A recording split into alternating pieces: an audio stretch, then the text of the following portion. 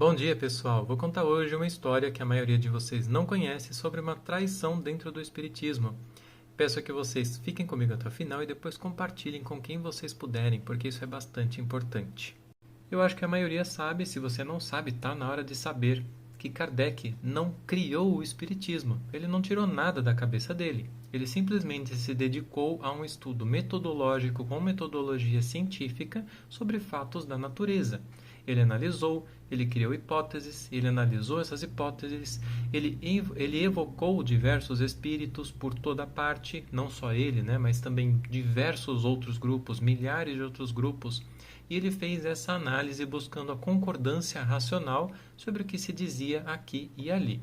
Acontece que, depois de algum tempo, surgiu um tal de um J.B. Rustem, Jean-Baptiste Rustem. Ele era um advogado naquela época, tinha muito dinheiro, era influente, e através de uma médium que inclusive tinha relações ali com o trabalho de Kardec, ele recebeu uma suposta revelação dos 4 evangelistas dizendo que ele era o novo revelador das revelações. Uma coisa que Kardec prontamente demonstrou como sendo uma coisa complicada, por conta daquele estudo.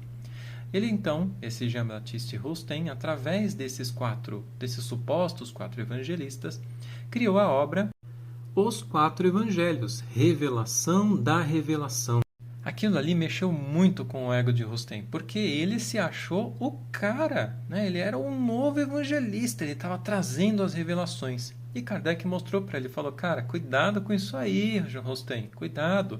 É um espírito falando umas coisas aí que chegam ao nível do absurdo, Isso aí é espírito obsessor, isso é espírito enganador. E Rustem, como ele estava com aquele ego dele aflorado, ele se revoltou contra isso. Como assim? Eu não sou o novo revelador? Vai catar coquinho, Kardec. E aí, o que aconteceu? Em maio de 1869, Kardec morreu. Quando ele morreu, assumiu no lugar dele a presidência da Sociedade Parisiense de Estudos Espíritas o senhor Leymarie, Pierre Gaëtan Leymarie, esse senhor aqui.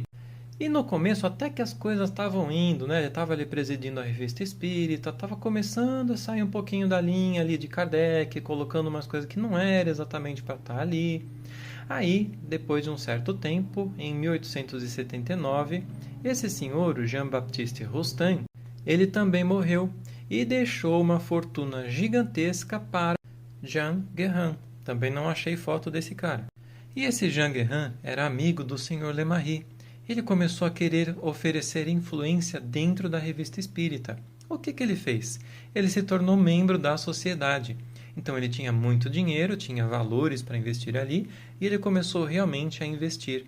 Leymarie rapidamente se beneficiou daquele dinheiro, o interesse dele aflorou demais e ele se deixou corromper.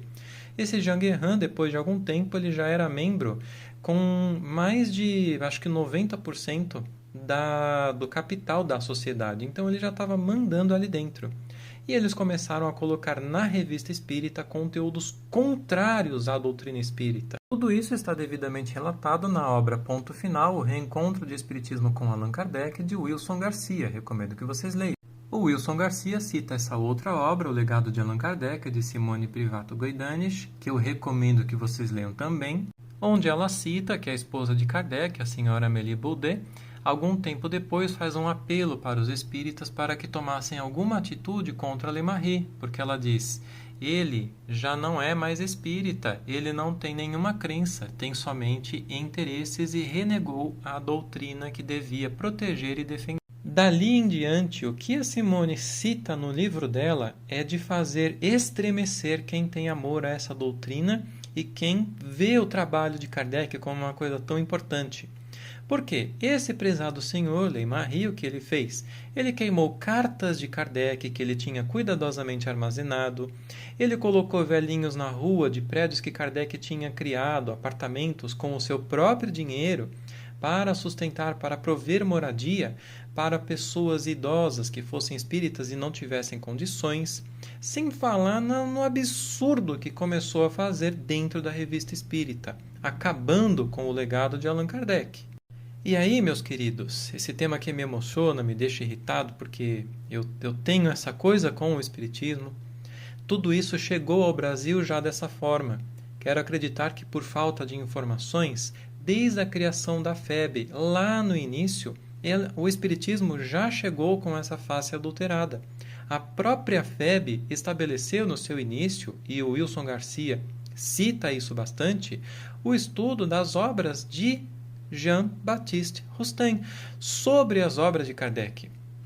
Eles preferiram ficar por muito tempo com as obras de Baptiste Rustin ao invés das obras de Kardec.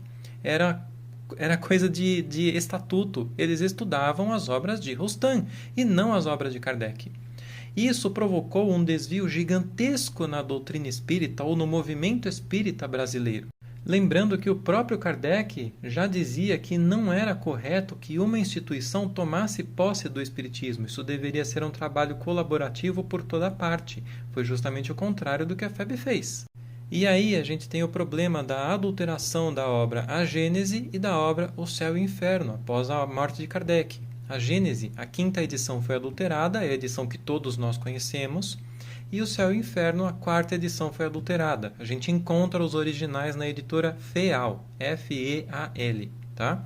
Lá a gente encontra os originais. Então, essas ideias, várias que foram colocadas ali, incutidas ali nas duas obras, começaram a fazer parte do movimento espírita.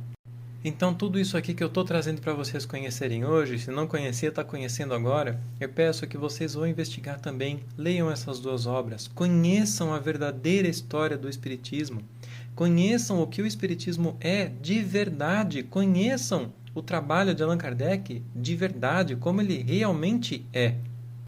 Essas coisas às vezes parecem bobeirinha, coisa que o tempo passou, que apagou. Mas, gente, isso tudo, essas falsas ideias que reinam no movimento espírita é justamente o que atrasam o caminho da humanidade, porque atrasam o caminho de cada indivíduo. Eu sei o quanto essas ideias já atrapalharam a minha vida, o quanto já atrapalharam o meu desenvolvimento. E hoje entender o Espiritismo como ele é de verdade mudou a minha vida, não como Paulo, como espírito para sempre. Eu tenho a completa certeza disso. E é isso que eu peço que vocês ajudem a fazer também.